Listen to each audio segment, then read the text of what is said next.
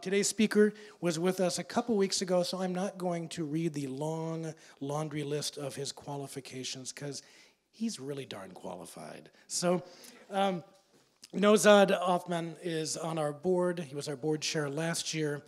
He is one of our favorite go-to speakers to talk about Kurdistan, Iraq, ISIS, issues on the complexity of the Middle East. And without further ado, let us give him... Oh, actually, wait, before we get started. Remember Maria Wolf, our fearless leader who retired last week? We were we were so happy to see a number of you at her farewell. But what that means is we have a new guy. Would you like to meet the new guy? Derek Olson, please stand up. Back here...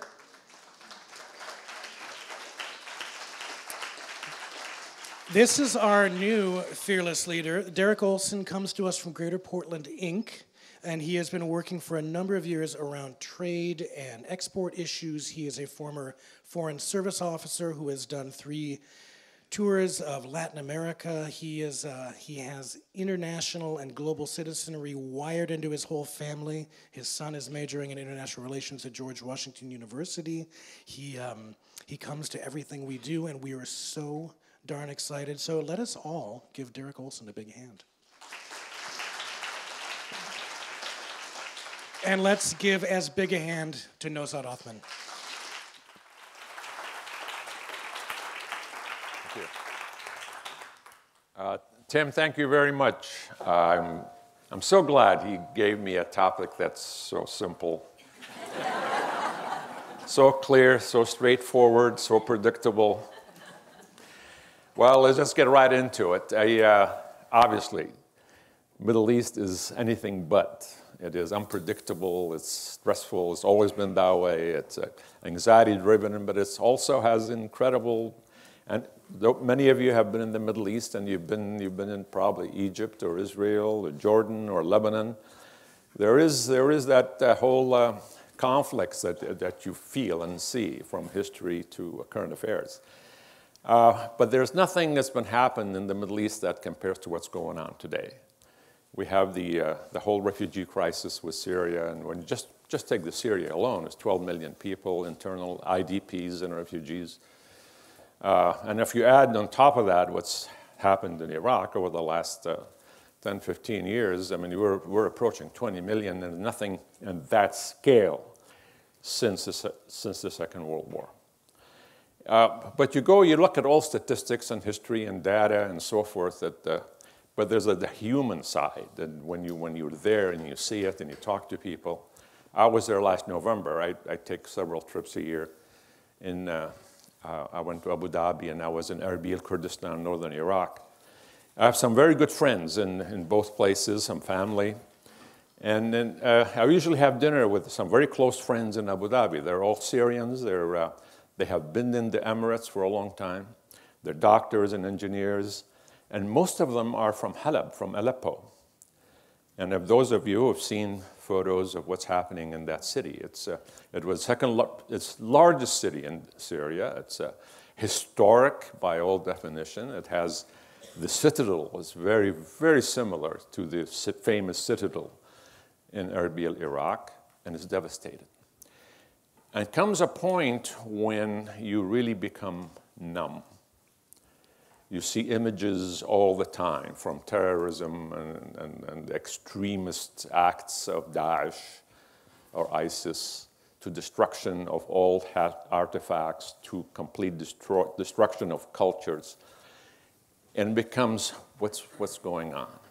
But when you are there and you see it firsthand, you see people for the first time, and my Lebanese friends, who are historically the Lebanese, are very adaptable. They always adjust. They have gone through so much. But the first time they see that even with the Lebanese, there's a sense of what in heck is going on. And the same thing with the Emiratis, who have built this incredible place with their wealth and used it wisely. They're concerned. And I go to Erbil in Kurdistan. This group of Kurds, about less than 6 million people, found their autonomy in there, and they're really striving to create the culture by themselves, all of a sudden and suddenly, Daesh and ISIS is on their doorsteps, and they've got 1.8 million refugees inside this small country. And for the last 6 months, many of them have not been paid salary, including the Peshmerga, their military. So they're dealing with the crisis of the refugees. They're dealing with the financial fallout that's going on. And it's a struggle, and they are probably one of our most dependable boots on the ground. So the question that people ask, what's really going on? And the reason why that question is important, because what are the facts? And sometimes even facts as you see them, people interpret them differently. They interpret them by their own biases, judgments, and conspiracy theories. And why? Why is this happening? And what should we be doing? Well, I mean, you can go, and there's all kinds of stuff. This is a struggle within Islam, the moderate Muslim against extremists. It is colonialism over so many years. It is struggle to get out of the tradition to modernity. It is governance, it's dictatorship, it's poverty, it's the curse of oil, it is education, and it could be a combination of all of the above. But I think maybe a way to kind of put some context to it is to kind of look at it for over the last 100 years in certain events that had significant influence in the Middle East. We can go back 1,000 years, and that, honestly, it's a waste of time. I mean, try to figure it all out, what has happened, and sometimes these become excuses and rationalizations. But there has to be some element of history. We don't be trapped by it, but try to understand, especially modern history. So there are some dates. It started out, first of all, it's 1916, the First World War. And 1916 becomes important because that was the sign of the Treaty of Sykes-Picot. Sykes-Picot was the treaty signed by France and England that divided the current Middle East and created the new boundaries. And the Middle East was under the Ottoman rule for 400 years. And the Ottomans, of course, allied with the Germans, and so that was the price they paid. But the way the Ottomans ruled the region was in the vilayets or provinces were often very decentralized. So it was around ethnic groups and religious groups, and it worked. So when the French and the Brits redefined the boundaries, which was Iraq, today's Iraq, Iran, Lebanon, and Transjordan, which is Jordan and Israel, the boundaries had no regard to the realities on the ground, to the ethnic mix, to the religious mix. And then also betrayal, and the promises that were made that were broken. They promised the Kurds their own national entity, and that didn't happen. That the Kurds wound up the 30 million plus divided between the four countries of Turkey, Iraq, Iran, and Syria. They promised the Arab nationalists certain definitions of countries, and that didn't happen. So that's one piece of the puzzle. And then immediately after that, in the 20s and the 30s, and there were riots, there were uprisings among the Kurds in northern Iraq, among the Shia in the southern Iraq. And in fact, at the very first time the chemical weapons was used in the 1920s by the Royal Air Force, the British Air Force, against the Kurdish rebellions of Sheikh Mahmoud Barzanji and Suleimaniya. So had become even though it was quiet for a period of time, but the undercurrent of those divisions was alive and well, and that was the seed. 1945 is another important date, and why that's important, because there was beginning of the Cold War between us against USSR. But what happened is we also wound up supporting dictatorships and absolute monarchs as long as they were anti-communist. So that was part of the equation. 1948, State of Israel, the Jewish homeland. That the impacts of that for the Arab countries were already feeling about issues of colonialism, and then about 1 million Palestinian refugees. They never reconciled. And 68 years later, we still have the issue between the Israel and the Palestinian, and no end in sight of that issue. But that, regardless of what the facts are or are not, the perceptions within it became an issue of humiliation in the Arab world, and that's always been one of those factors. Even though most people you talk to, they're really fed up with it, they want it resolved, they want a reconciliation, but who knows what that'll happen. So that's 48. And then what happened in the early 50s, most of those countries were monarchies. Arab nationalism with Jamal Abdel Nasser in Egypt, that the beginning of the overthrow of monarchs. And it's in the 50s and the 60s, and that's what you saw in Egypt with Nasser, and then ultimately, of course, then Sadat and Mubarak. And then in the revolution in Iraq, they overthrew the king in 1958. And that led ultimately to the rise of the Ba'ath Party and Saddam Hussein. Gaddafi deposed King Idris in Libya.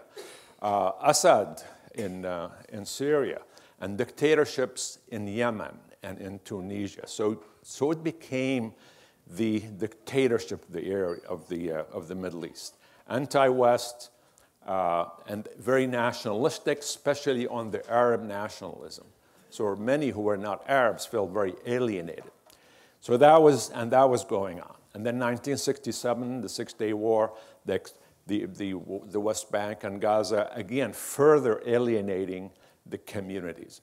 But then what happened in the 70s, the Arab countries, especially the oil-producing countries, nationalized the oil revenue, the oil industries that was driven especially by the British Petroleum Company and others, and the oil revenues start coming in. So dictators become more powerful, and other monarchs became more absolute, but the building of the societies began. But there was interesting dynamics when you look at some of the dictatorships, like whether it was Saddam or Assad or Mubarak or Gaddafi. They have some very common grounds. They were all brutal. They all were rebuilding the society and become very powerful through the oil revenues or other revenues. And then the anti-West, for many of them, with a few exceptions, the anti-West, anti-Israel became also a vehicle for them to keep and maintain the level of blame for for their own brutality. But the interesting component with that group, they were all at the same time secular, deliberately, and anti-Islamists. And this is really very, very interesting because they looked at the Islamists as being a threat to them. Saddam, Mubarak, you name every single one of them.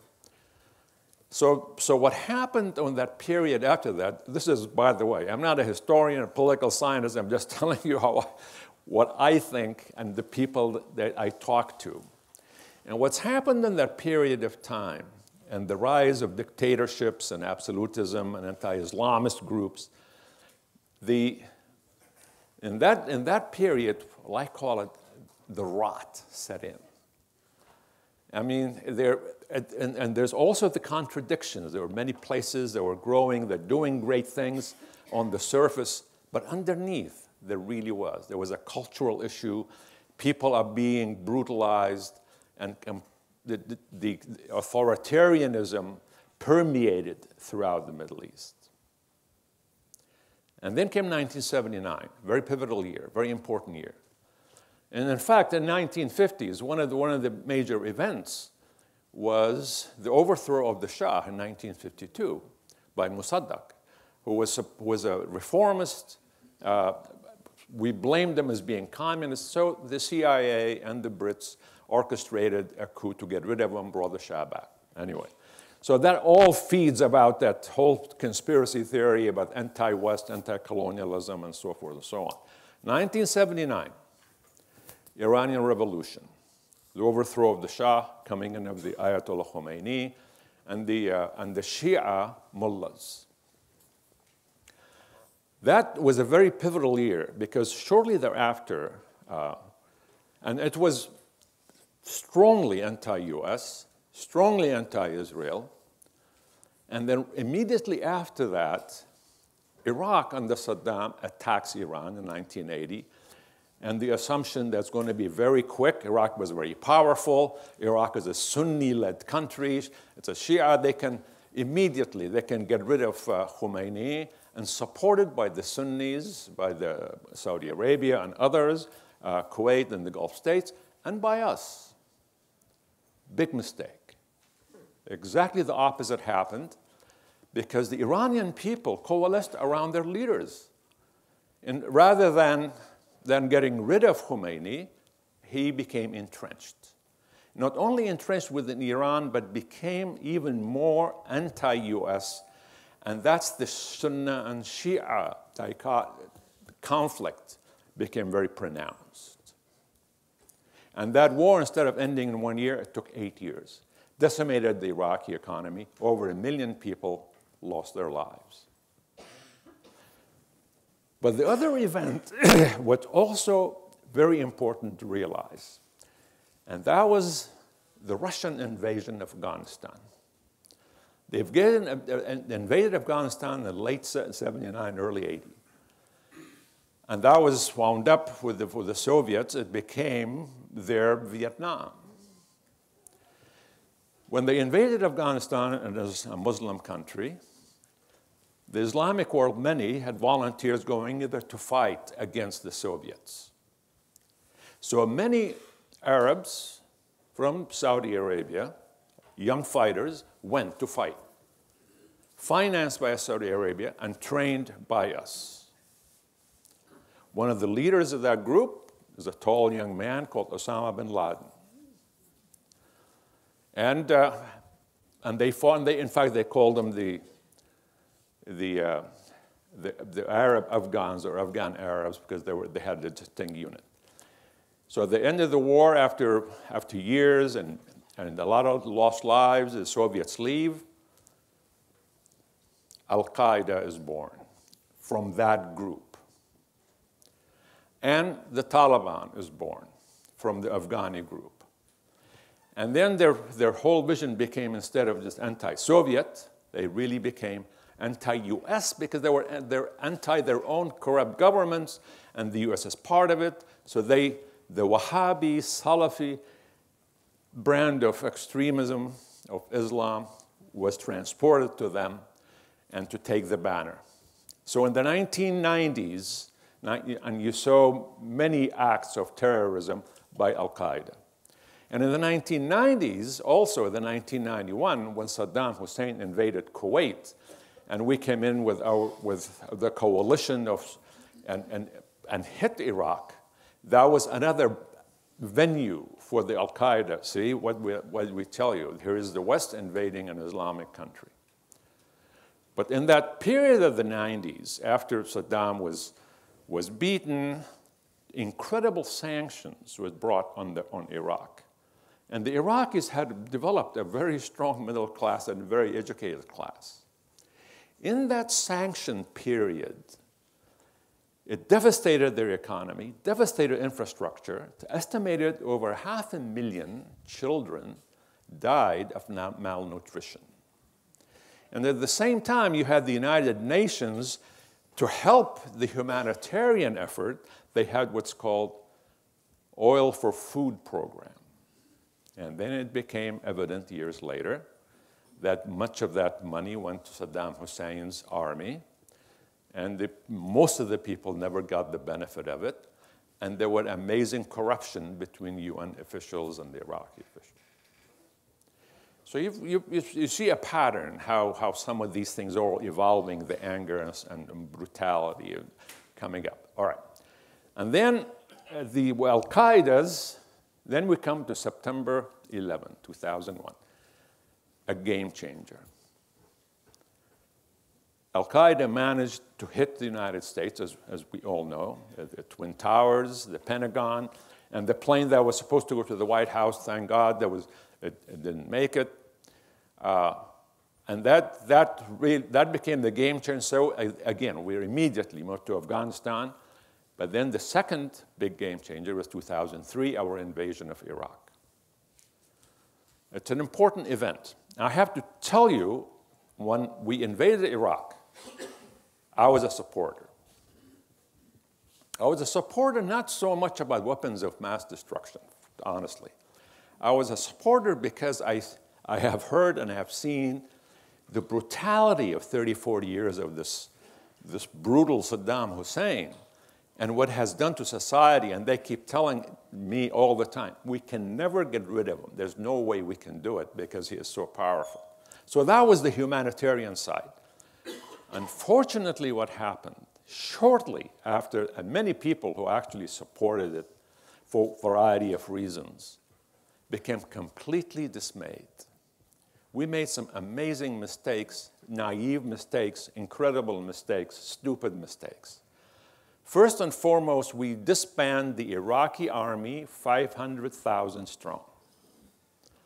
So it created an incredible law and order issue. The 500,000 soldiers, many of them, that was the only place they had any salary.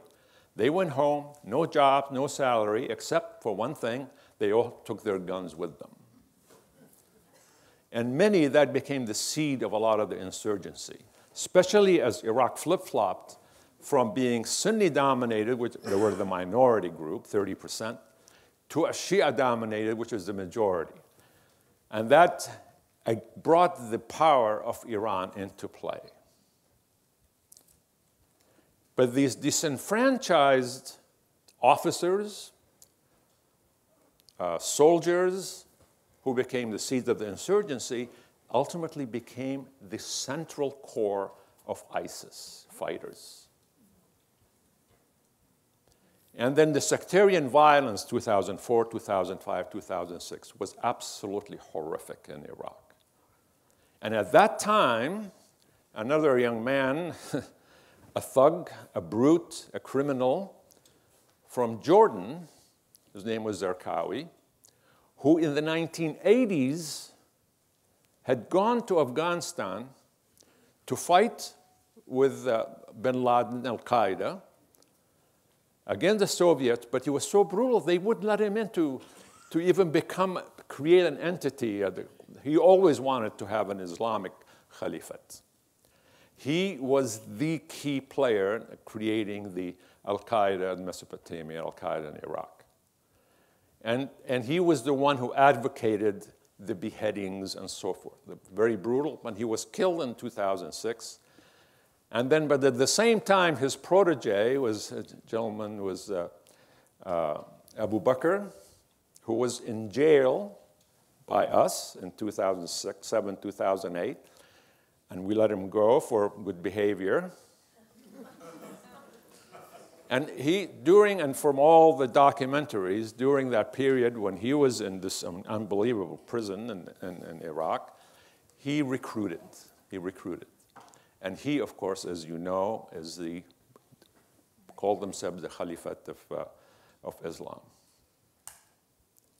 And then 2011, Arab Spring. All those countries who I've named about the brutality and dictatorship erupted. The aspiration of the young, they wanted something different. They couldn't take it anymore. Tunisia, Yemen, Libya, Egypt, Syria, and even Bahrain. And then it erupted, and there was an incredible euphoria among so many people. At least we're going to see some change. At least we're going to see some shift to democracy, human rights, rule of law, governance, etc. Unfortunately, in most cases, with one or two exceptions, the opposite happened. Because there was no system of governance. After 30, 40 years of brutality, when you remove the lid of dictatorship, the boiling water, what do you have? Wasn't stability, was anarchy, was chaos. And in some cases, the only groups that were organized were the beaten Islamists, like Islamic Brotherhood in Egypt, and so forth. So that's we have chaos. Tunisia is the only country that has managed to make that work. Egypt was one dictator replaced with another. Libya is in total chaos. Yemen is a total chaos. Now the Saudis are in there fighting, and now the Sunni Shia is part of the mix. All those dictators who were overthrown, except for Syria. Syria, Assad realized that he cannot reconcile with them. His brutality became unbelievable. And then within that chaos of the Syrian civil war, and within the breakdown of what happened in Iraq, Daesh, ISIS, Islamic State, Islamic Caliphate was born. And in 2014, they had occupied the city of Raqqa, occupied a third of Syria, moved into city of Mosul, 2 million people, with an army of less than 1,000. And within the city of Mosul, Iraqi army had 35,000 soldiers. They fled because there was no loyalty. Because there's no coherence. The Sunni Shia was part of this incredible dance and mix. So now what you have is 2 broken states, Syria and Iraq. We don't know what will ever be held together. Many people say it can't. Many people say the only way you can put it together is in a federal system or a confederate system. Now, as the war in Syria has dragged on, Russia and Iran, who are allies of Assad, have moved in. So as we start bombing ISIS, because now we realize the brutality of this group goes beyond the limits and the boundaries of where they are, Iraq and Syria. They're influencing what happens in the region, they're impacting what's happening in Europe, they're impacting what's happening globally. But we also realized we don't want to get back in the quagmire that we found ourselves in Iraq. So we said, we will do the bombing, we will do the advising, but we have to have boots on the ground. Well, and here is where the other complexity comes in. The only boots on the ground that to help both in Syria and Iraq were the Kurds and the Shia militia. But then the regional players come in a significant way. Iran is a regional player, a significant player. But Iran is a strong country. Iran has a very educated class. But it's this Shia Sunni thing and their support of terrorism has been problematic for the West. With the new agreement about the nuclear issue with the Iranians, in the hope that it can moderate. Everybody recognizes that within Iran there's a struggle between the hardliners and within the moderates. And in fact, this election just a few days ago appears to be the moderates are winning. So the idea is to ultimately, you have to fix that issue between Iran and Saudi Arabia, and between the Sunni and the Shia. Because ultimately, if we beat ISIS and destroy them, then what? Then you have a Middle East. If you don't fix the big issues, the big picture, 2 years from now, we'll have the son of ISIS. And so that has to be dealt with.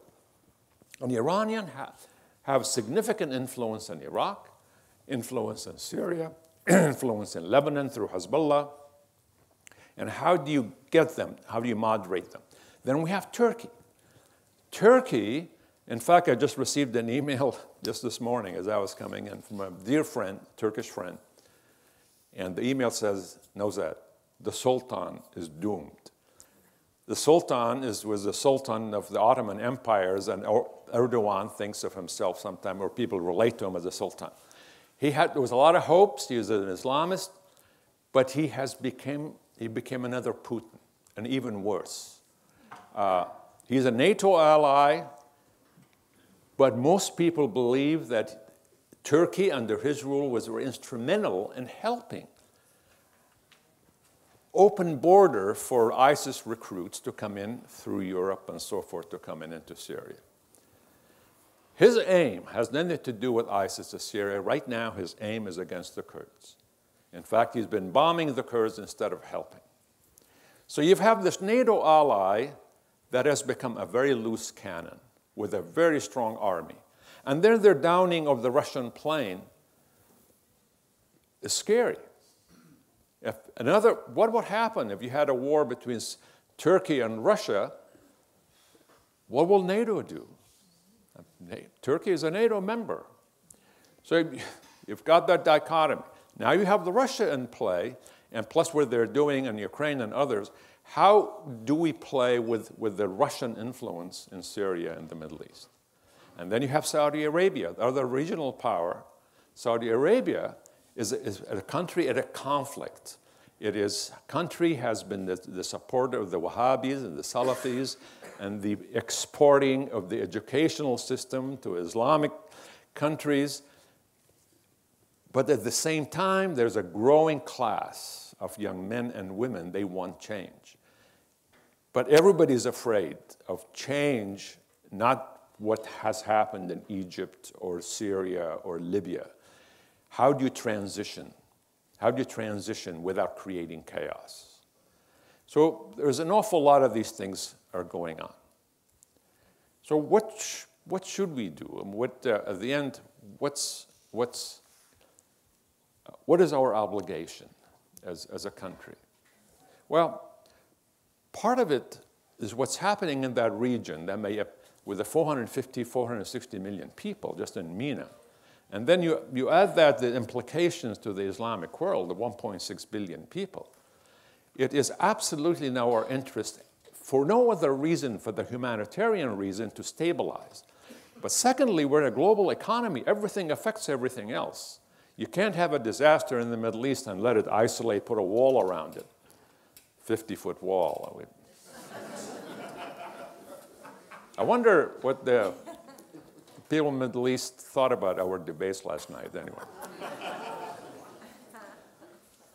So, and then at the same time, I think as a country, we have learned our lesson. We are the world's greatest power, and we have some responsibility, but we're not the world's policeman. That distinction has to be very important. But we also have the military power and economic power, but more than anything else, we must not ignore the power of our values. So how do we reconcile pragmatism? The reality of the world is a tough place out there, and using diplomacy wisely, being true to our values, and at the same time not push too much where we create instability. So we have to have stability without chaos. How do we get reform, democratization without creating chaos?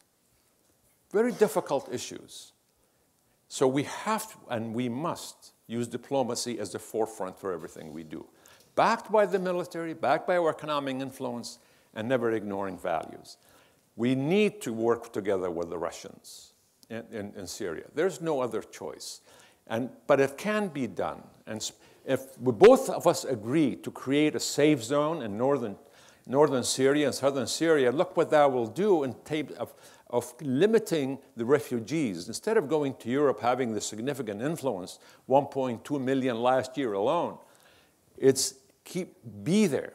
We have got to resolve the Turkish issue, because that is becoming a loose cannon, diplomatically, quietly, press all the time. There has to constantly be an awareness to create an alliance between Israel and the Sunni states, but you can't do that unless you fix the Palestinian issue. But an alliance between the Sunni and Israel could be formidable and could be very productive. And we have to constantly, quietly, but forcefully, behind the scenes, push a rapprochement between Iran and Saudi Arabia. The Sunni-Shia thing is a very dangerous thing. And it can completely backfire and destroy what we're doing. And lastly, the Middle East. Every time I go and I see, like, when I was in Erbil, driving with friends, and there was these children, were Syrian refugees, with their mother. This was and they were begging because it's disastrous. Every single car that I saw waiting for a red light got their windows down and gave them something. The notion of giving and caring and hospitality is alive and well. And more than anything else, today's technology has created a very powerful, educated, very creative young class. And I see that all the time. We're nowhere from throughout the Middle East, throughout the Kurdish region. They want change, but to do change and reform in a stable way. I get very concerned when you hear people say, no, we made a big mistake. We should have never we should never help anybody get rid of their dictators. We should be supporting Gaddafi. We should be supporting Assad. We should be supporting. How can we say that? These are brutal, brutal, inhuman dictators. They have killed. They've committed genocide. They have done ethnic cleansing. But we can't just go out there and fix all that. But we have to be wise and smart and have others work with us. Our values has to be the driver. Thank you very much.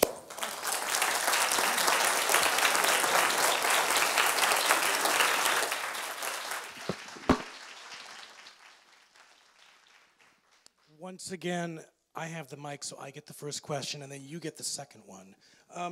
Wallace Stevens, the great poet, said, "A violent disorder is an order. A great disorder is an order, and these two things are one." And what we're seeing is, you just talked about a number of different tipping points. The one thing you didn't talk about, and this is another tipping point that I think is huge, is the Mosul Dam. But it's like between the Mosul Dam, what's happening with Saudi Arabia basically fueling what we're believed to be an ethnic or a sectarian conflict, but it's really a proxy war. What kind of domino game are we going to see if we don't kind of begin to address these really drastic tipping points? Well, there are. I mean, there are some elements that really, in some ways, don't have much to do with the fighting. Mosul Dam, as some of you have read, it's the largest dam in Iraq, and 45 kilometers north of the city of Mosul.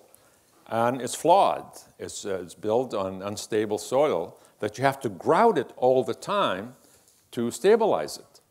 Now, the latest report just came in yesterday that the Iraqi government, with the US, are telling people this may very well fail. And if it fails, they estimate it will kill about 1 million people. Because they'll have a wall of water going through the city of Mosul 80 feet high. By the time it gets to Baghdad, which is 250 kilometers south, 250 miles south, the wall of water will be 13 feet high. So you can see the devastation. So that's a disaster. And then the second piece is going up, the price of oil from $100 a barrel to $30 a barrel, which is affecting the economy and what people can do. So in some ways, it's a good thing. It disciplines people to get away from the public sector economy to more a vibrant economy, and takes away some of the power dictators, but at the same time is creating other angst for countries to do what they need to do for their people. And the third piece is really, frankly, is climate change, global warming. That whole region has been affected by drought for the last 5-6 years, and it's affecting agriculture and their whole rural communities. So it's absolutely right. And you do have all these pieces of the puzzle, friend and foe, global, international, but the common thread, as far as I'm concerned, is diplomacy and understanding. There are some bad players. The short term, you have to beat ISIS. But the long term, you have to stay with it. You can't back away from it. Thank you for coming once again. Would you please speak for a minute about the stability of the current monarchy in Jordan, vis-a-vis the extremism that's seen in the tribal leaders, Sunni tribal leaders within Jordan? A very good question. I mean, if I may, in the region, you have two monarchies that's outside the Gulf areas, and that's Jordan and Morocco.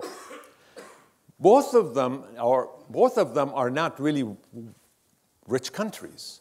And both of them, over the last 50, 60 years, have survived. They have really have made it work, in spite of the pressure. Jordan is really vulnerable.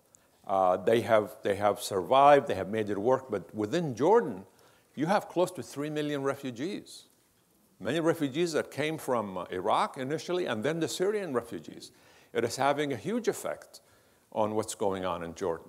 I hope they survive, because they really have proven to be a voice of reason and moderation. Yes, thank you so much for coming today, and your remarks. Having just been in Egypt in October, it was interesting to listen to your observations and insights. Two-part question.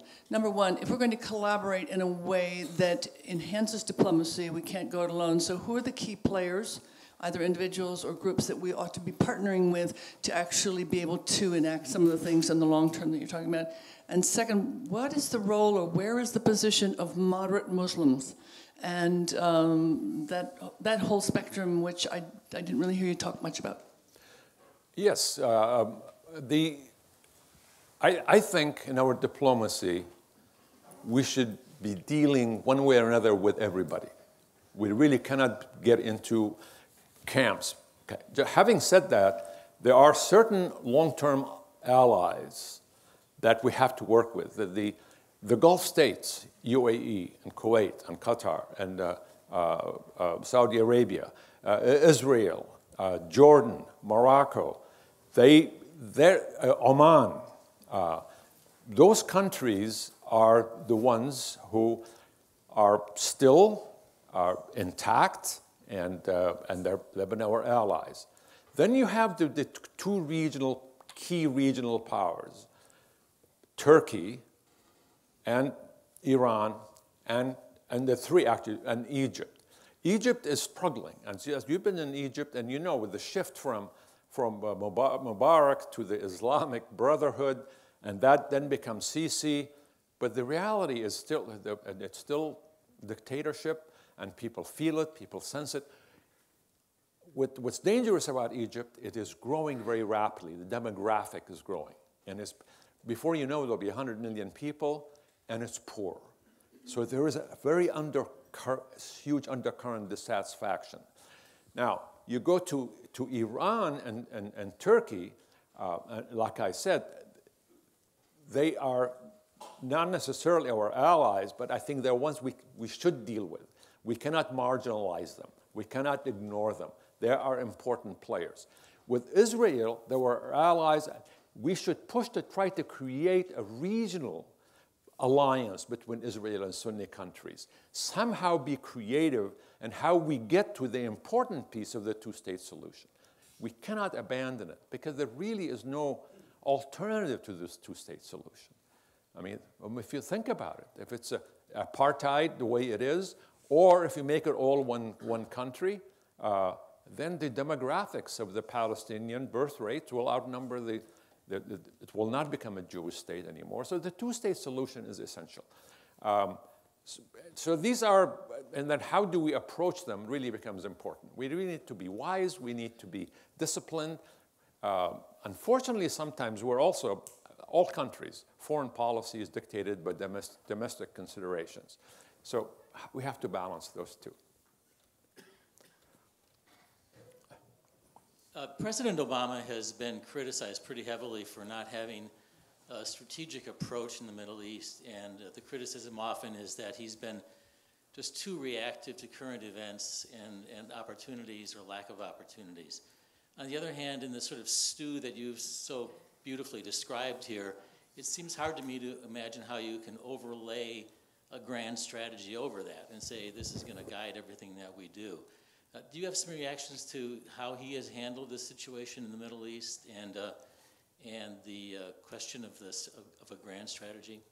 Well, that's a very good question, because President Obama gets criticized a lot here and overseas by being too cautious, too tentative. People say that from George W. Bush reign, where he was over the top in terms of American engagement, that may have created a reaction going the other way. But the reality is I think he's thoughtful. And in some cases, like in Syrian case, may have been some mistake. For example, the red line against the chemical weapons, not getting engaged sooner. Even, in fact, when you read that you had both Panetta and Petraeus and Hillary when she was Clinton, Secretary of State, all were advocating to be more robust, helping the anti-Assad regime. But at the end, who is going to be proven right or not? It's really difficult to predict, because part of the stuff that the administration was feeling concerned about is some of the weaponry that may be helping the anti-Assad regime, may be going to the extremists. And then also our allies, Saudi Arabia and Turkey and others, were not all that forthcoming and all that helpful. Maybe there is some truth to that. Could have been more robust, or could have been, probably if anything, if I would say anything, not so much about his policy and what he did, is about articulating the message well so people understood it.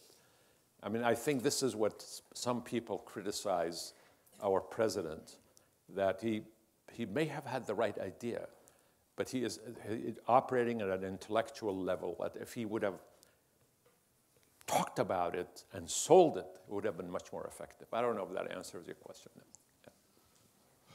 Yeah. Russia in Syria, what is the aims of Russia in Syria? What are they doing down there? Well, it's a tough question that people are still trying to figure that out. But part of it is Russia has historically had a strong alliance in Syria. That goes way back.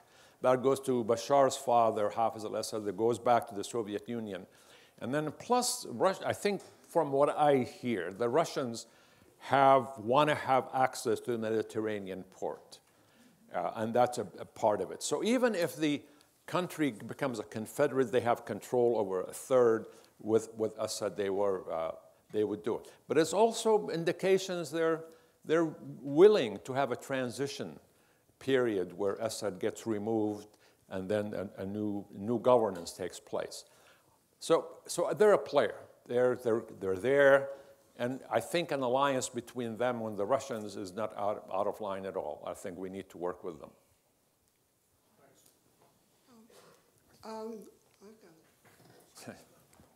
There's one. This thing seems to me to be incredibly, incredibly complex. You throw in North Korea and a few other players. Do we as a world actually have the capability to really solve these problems? Yes. Yes, we do. Yes, we do. We do have the capability. Do we have the will? Do we have the wisdom to get away from this constant? Because internally, look at Europe. They're dealing with their economies and they're trying to fix it. But to me,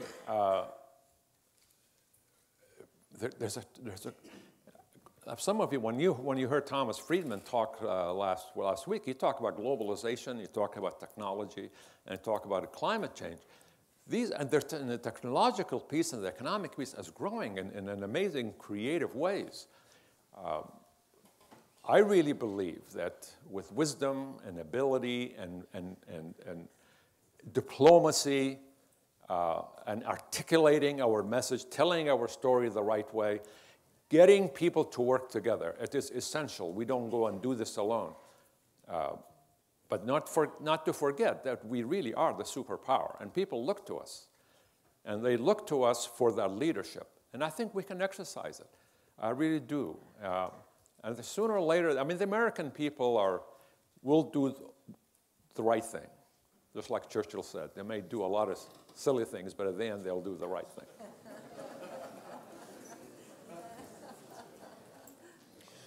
You've done a wonderful job in describing each of the pieces of the stew, and it's not a pretty picture.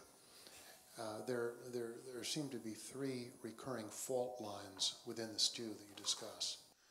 There's the absence of a middle class, the extremely rich and the very poor. There are the secularists and the Islamists, and there's the Sunni-Shia divide. The first two seem to me somehow to be approachable by economic levers and diplomatic levers, although the secular Islamist divide is really tough. What, if anything, can be done, and I don't mean done by us because we have no leverage there at all, what can be done between the Sunni-Shia division, which is sort of a basso continuo to the whole stew? It is. I think you're absolutely right. The Sunni-Shia thing, if we're not careful, would completely overwhelm any danger that ISIS, I mean, you could have a regional war. But there are, at the same time, some converging common interests coming to play. I think there's a recognition that, wait a minute, if we're not careful, we're going to blow this place up. I mean, I'm talking regionally. So where does emphasis, if we push for the notion of democracies and so forth, I mean, you can see what happened, the regime change or whatever. I've really come to the conclusion that the important piece, A, is stability. You have to get some, which will become Syria and Iraq. And then, but I think Yemen and Libya can be fixed.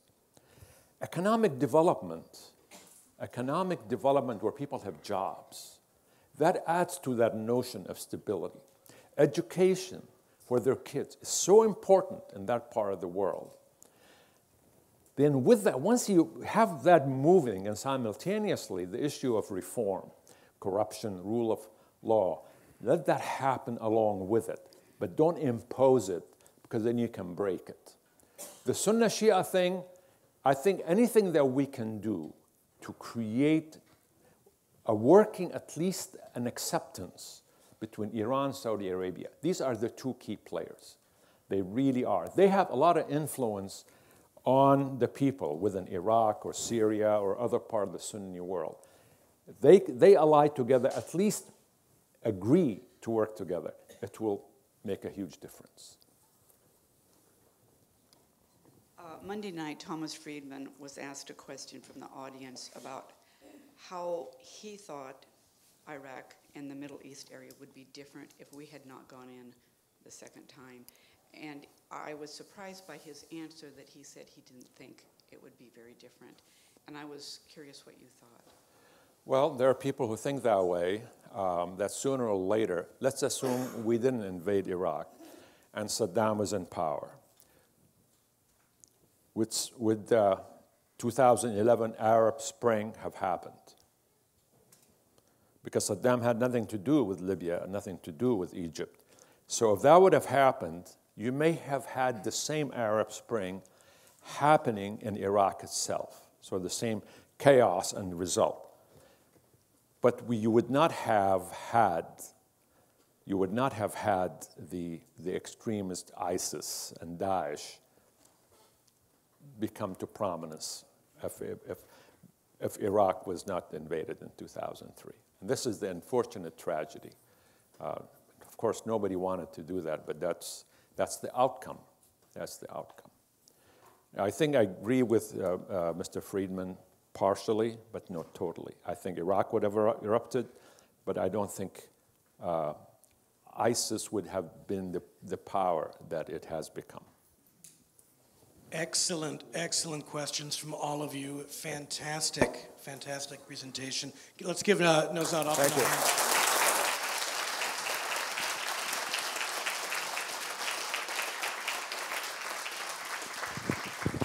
And once again, I want to thank all of you for coming week after week, no matter the topic, to try and understand a world that is really often hard to understand. And I look forward to this every single year, seeing all of you come in here week after week. Nawzad alluded to a little thing which I thought I would tell you a little bit about if you want some further reading.